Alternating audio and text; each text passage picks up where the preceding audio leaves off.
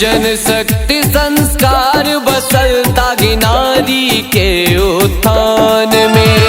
सृजन शक्ति संस्कार बसलता नारी के उत्थान में।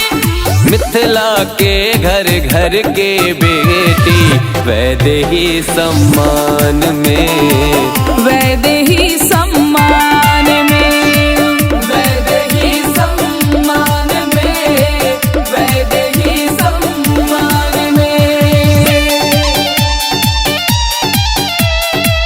वैदेही सम्मान में।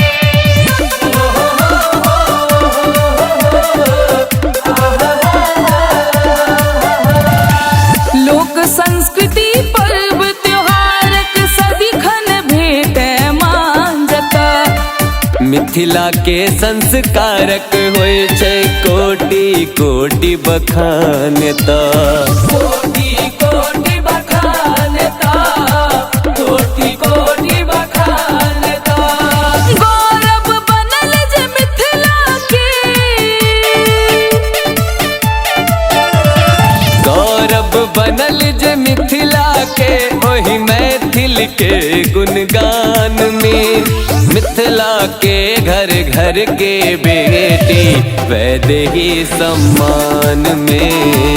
वैदेही सम्मान में। वैदेही सम्मान में।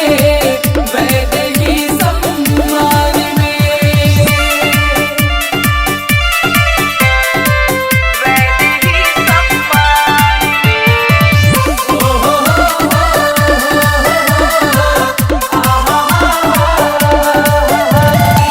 अनुपम छैन मुहिम हिनकर अनुपम हिनकर रेगियो।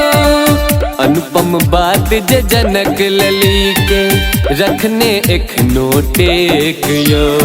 रखने एखनो टेक यो। रखने एखनो टेक यो। मातृभूमि मिथिला मैथिल के। मातृभूमि मिथिला मैथिल के जानकी अभिमान में। मिथिला के घर घर के बेटी वैदेही सम्मान में।